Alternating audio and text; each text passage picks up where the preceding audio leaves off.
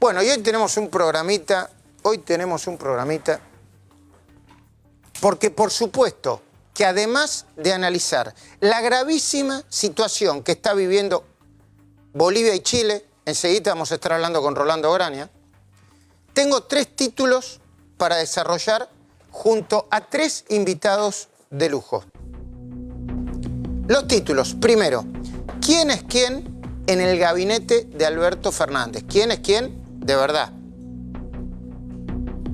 Segundo título, la nueva doctrina Alberto. ¿Viste que había una doctrina Irurzún? La nueva doctrina Alberto, con una inquietante pregunta. ¿Esta nueva doctrina generará una suelta de presos? ¿Saldrán libres todos los presos K? Y 3, ¿se viene un impuestazo a la riqueza y los bienes y las cuentas de los argentinos en el exterior? Los invitados de lujo que tengo para analizar todo esto son: 1, el escritor y periodista Marcelo Birmacher, que dicho sea de paso, nos viene también a anunciar su espectáculo. Se me hace cuento de Birmacher en vivo. Acá está Birmacher, ahí lo veo. Hola, Marcelo, gracias por... ¿Qué tal, Luis? A vos, gracias. Muy bien. El juez y camarista de la casación, Mariano Borinsky. Y nuestra colega, la querida colega, periodista acreditada en Casa de Gobierno y especialista en economía, Liliana Franco. Liliana, buenas noches. Hola, ¿qué tal? Buenas noches, bueno, gracias. Che, ¿se come poco en el comedor de la Casa Rosada? Se compra poco, no que se coma poco. Ah, a los proveedores se come poco. Después, si tenemos tiempo, hablamos de eso. Sí. Pero hay...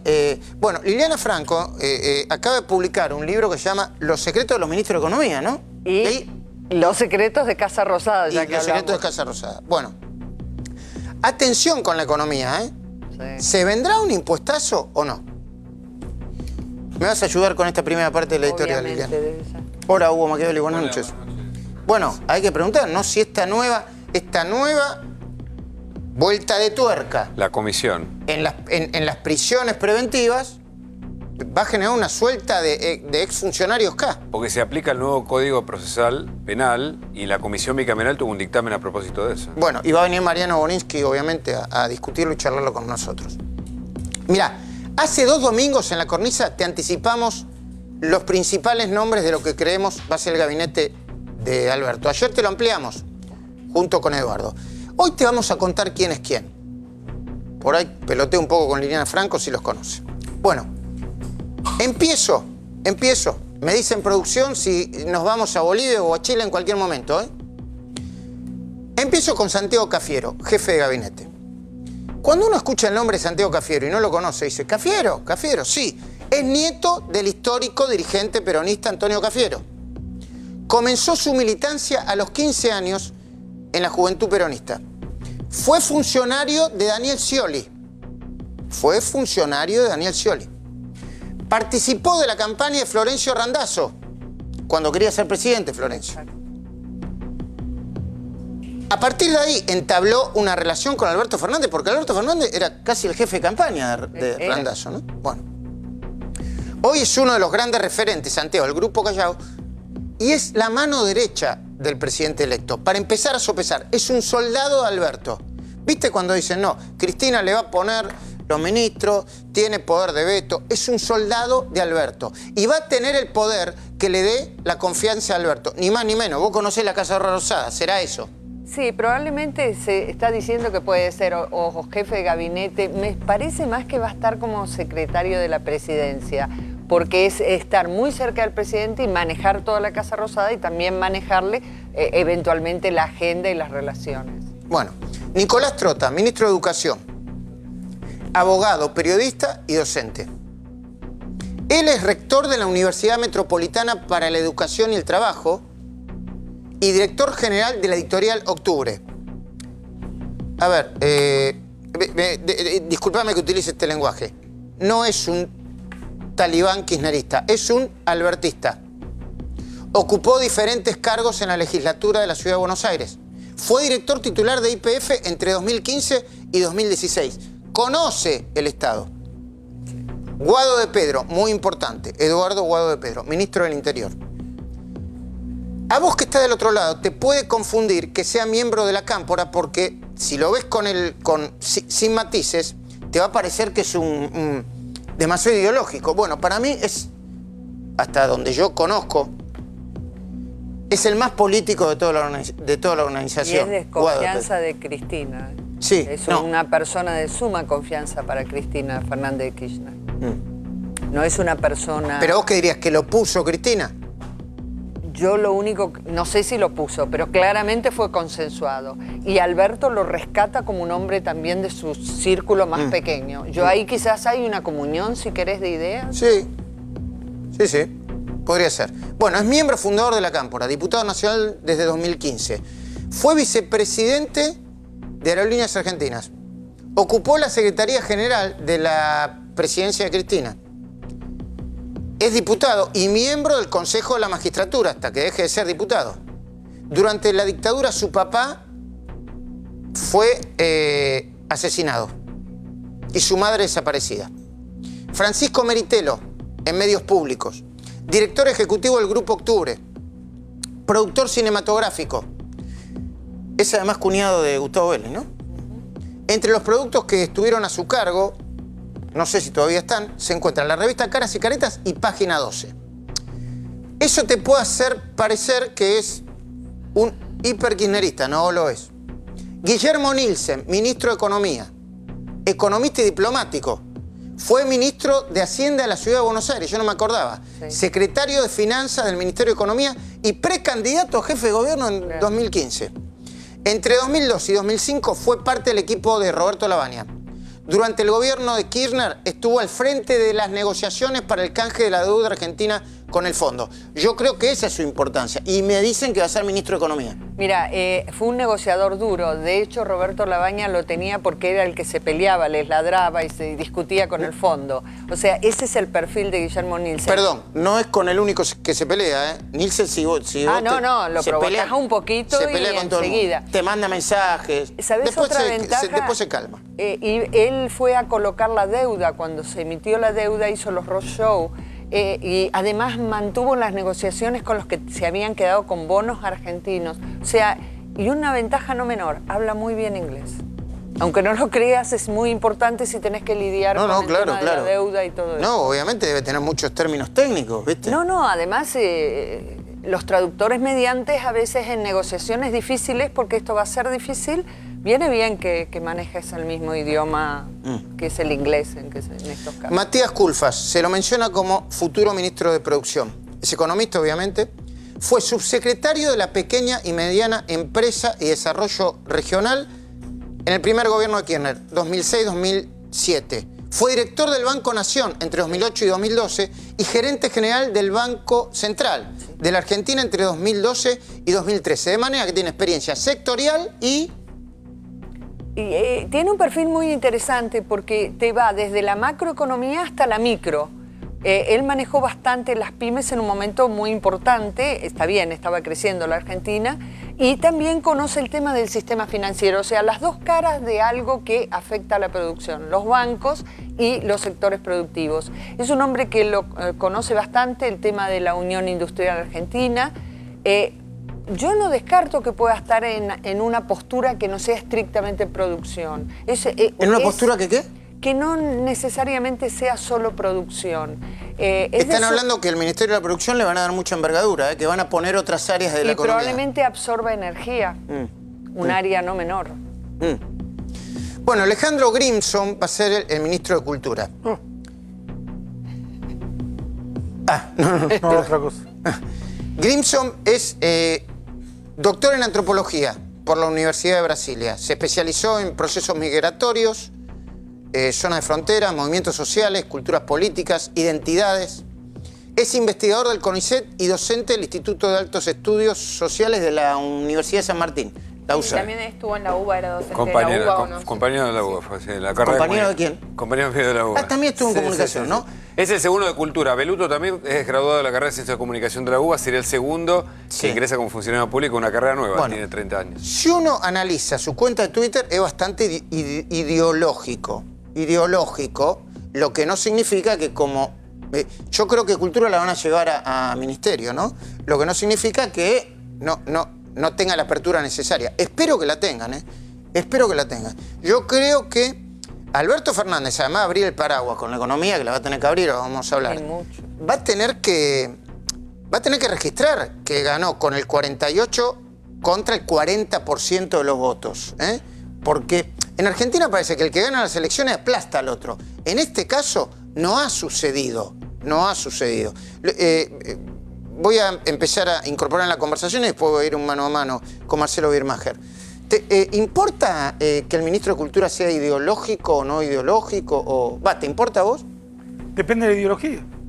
Si la ideología tiende a la democracia entendida como diversidad, integración de los que piensan distinto, libertad de expresión, me parece que dentro de ese marco puede haber formas distintas de pensar, más socialdemócrata, más liberal, puede ser más al estilo francés, o más al estilo norteamericano, o más al estilo italiano. Podemos hablar de un, no me acuerdo ahora cómo se llamaba, director de cine. Darío, Moretti. Moretti, sí, el que hizo la película sobre el Papa, sí. Es. Moretti, sí. O un Bertolucci. Nanni Moretti, sí. Gran director. O un Bertolucci. Ahora, si tu ideología está ligada al marxismo represivo, como el de Europa del Este, o al chavismo. Yo creo que Grimson se reivindica peronista. O al tercermundismo. Evitista. Castrista. Bueno, Evita no es un buen ejemplo de libertad de expresión. Hay un discurso muy interesante que ella dio de que ibas a tener que firmar el cheque de la lealtad completa a Perón o pagarlo con tu exterminio. O que la única forma de ser argentino era una adherencia ciega a la voluntad de Perón o su propia, de algún modo, autobiografía, La razón de mi vida, que no admite ideas distintas a la de ella. En ese sentido, tener una ideología evitista no me parece algo muy auspicioso para dirigir la cultura nacional argentina. Después vamos a hablar de Bolivia y Chile, Sí. y de lo que está pasando y si hay alguna semejanza con la Argentina. Bueno, continuamos. Raúl Pérez, secretario de Transporte, es diputado, presidente del bloque del Frente, del Frente Renovador, creo, de la provincia de Buenos Aires. Estoy hablando de Raúl Pérez, ¿no? Sí, Raúl Pérez, sí. Eso sería entonces una mano a Massa, ¿no? Sí, Raúl Pérez es un hombre de Massa. Es un hombre de Massa. Yo supongo que Transporte va a ser una secretaría, supongo. Hoy es ministerio. Hay que ver qué enfoque le da. Debiera ser un área muy importante. Hay que ver si no le incorpora producción. Después está de Bendiguren en el Banco Nación, abogado, fue presidente de la Unión Industrial Argentina y ministro de la Producción durante la presidencia de Duhalde, entre 2002 y 2003, es diputado nacional. Después está Carlos El Chapa Retegui, para deportes. Fue jugador de hockey, entrenador de hockey sobre césped, de los seleccionados femeninos de las Leonas y del masculino. Yo no sabía, pero es miembro del Consejo Deliberante de San Fernando, por el Frente para la Victoria, desde 2015. Como entrenador del seleccionado masculino, ganó medalla de oro en los Juegos Panamericanos de 2015. En 2016 fue campeón olímpico en los Olímpicos de Río de Janeiro. Y como entrenador de las Leonas logró el Campeonato Mundial. Parece que es... Yo no sé si lo van a subir al rango del Ministerio de Deportes. Yo creo que va a ser una secretaría de Deportes. Si suben todos ministerios, vamos un montón. Sí, claro. Luana Volnovich, del PAMI. Es militante de la Cámpora, diputada nacional por el Frente para la Victoria.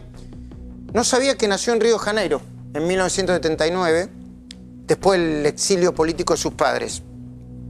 Durante el gobierno de Cristina fue directora nacional de ampliación de fortalecimiento de derechos educativos del Ministerio de Educación de la Nación. El PAMI es importante, ¿no? Muy. Yo te diría que el PAMI, primero, es una fuente muy importante de ingresos que recibe. Es un tema, pensá que tenés 8 millones de jubilados que atender y es un lugar que si lo manejás bien puede ser una rampa como el ANSES, una rampa muy útil. ¿Qué te parece la organización de los ministerios? Si es cierto que van tantos ministerios, yo me pregunto dónde van a achicar el gasto, porque de algún lado hay que recortar, algún lado. Bueno, pero creo que fue Alberto Fernández el que dijo que Macri no tenía tantos ministerios, pero la organización, el organigrama, era casi más grande que... No, lo dijo la CIPEC. La CIPEC hizo un informe muy duro cuestionando cómo Macri primero fue una de las estructuras administrativas más importantes de la región, las más grandes de la región, que luego cuando él reduce lo que hace en realidad es sacarle el rango de ministro, pero dejó la estructura, lo pusiste de secretario con todos los trastornos que eso conlleva, porque no es lo mismo la firma de un ministro que la firma de un secretario para los recursos o para otras cuestiones administrativas. En realidad Argentina tendría que, no sé si tener mucha gente, ser más eficiente. Tenés un Estado enorme que te gasta un montón y no es que le brinda buenos servicios a sus habitantes, porque el sentido de tener una estructura es eso. Por el momento, hasta ahora, Macri tampoco logró eficiencia. Mercedes Marlecón del Pont va a estar en la FIP. Es economista, fue diputada nacional. No, esa es Vilma Ibarra, ¿eh? Esa es Vilma. Esa es Vilma Ibarra. Mercedes Marlecón del Pont. Estuvo al frente del Banco de la Nación Argentina y el Banco Central de la República Argentina. Está. Durante la presidencia de Cristina estuvo en el Banco Central. ¿Cómo es Mercedes Marlecón? ¿Qué piensa? ¿Cuál es la política económica que tiene en la cabeza Marlecón del Pont? Bueno, Mercedes es la que defendió el cepo en su momento, para que nos ubiquemos. Es una persona que en su momento tenía un pensamiento, hace muchos años, tenía un pensamiento, si querés, desarrollista de la economía, y ahora, digamos, yo creo que abrazó desde el momento que estaba con Cristina Fernández de Kirchner o con el kirchnerismo, las ideas fuerzas del kirchnerismo, en donde el Estado tiene que tener un rol muy importante. Por eso ella, al Banco Central, consideraba que la autonomía era relativo, que la autonomía es en tanto en cuanto sirva para el propósito de la política económica del gobierno. Bueno, y te pregunto, hoy, ayer en realidad, vamos un poco más para atrás. Pablo Güendes ya lo había dicho hace un tiempo. Se viene un impuestazo a los bienes personales y a la riqueza, sí, a los bienes personales, como lo quieras llamar. Y ayer, Willy Cohen dijo y desarrolló un poco la idea de que se venía una especie de impuestazo a los bienes argentinos en el exterior. Al blanqueo. Bueno, ¿sabes qué te voy a pedir, Zumpanos, si lo tenés? Yo hoy le pregunté a un tributarista, que es César Litvin, para mí es uno de los tributaristas más importantes, si es posible plantear eso, ¿no? Un impuesto, a ver, que sería simbólico, mirá cómo le estoy sacando a los ricos, eventualmente para darle a los pobres, y generaría mucho ruido. ¿Por qué? Se lo pregunté esta tarde en mi programa en CNN Radio al tributarista César Litvin, y me respondió así. La realidad es que para cobrar un impuesto hay que tener en cuenta las capacidades económicas. Y hay un principio que se llama de igualdad ante la ley, que a igual capacidad económica tiene que pagar igual impuesto. Entonces, hacer una discriminación respecto de los que tienen igual activos en el país o en el exterior, cobrando mucho más a los que están en el exterior, desde mi punto de vista viola el principio de igualdad. Además hay otra garantía constitucional, insisto, para que la audiencia entienda, la Constitución establece límites al poder del Estado y estos límites actúan como garantía para los contribuyentes. Bueno, a ver, se entiende lo que dice Litvin, ¿no? Sí, clarísimo. Sería discriminatorio. Yo voy a dar un par de detalles. Dicen que se vendría un fortísimo impuesto en la alícuota del impuesto a los bienes personales. Y otro fortísimo aumento y diferenciado para los bienes, los activos y las cuentas de los argentinos en el exterior. Yo no soy contadora, pero tengo entendido... Ni tributarista. No, menos aún, que es toda una disciplina. Pero sí tengo entendido que lo que puede hacer el Estado es generar incentivos, vale decir, no te castigo, pero la beneficio a ella. Por ejemplo, si ella invierte en un edificio, por ejemplo, una de las ideas que se están estudiando en el equipo de Alberto Fernández es incentivar la construcción, pero no la construcción para viviendas, para sectores más humildes, sino también sectores de clase media. Vos podés sí incentivar a que yo te descuento tasas, etcétera, si invertís acá. No estás castigás de alguna manera al del exterior, pero sin tributarlo. Eso creo que se está estudiando. Vos incentivás a que tenga más sentido que yo traiga mi plata porque tengo beneficios. Pero a ver. Es distinto. Es distinto que cobrarle... A la larga vos estás haciendo una inequidad, entre comillas, porque vos vas a tributar 1 y ella va a tributar 0,50, pero está invirtiendo acá. Sí. Eso se puede hacer. Bueno. Vos podés hacer eso.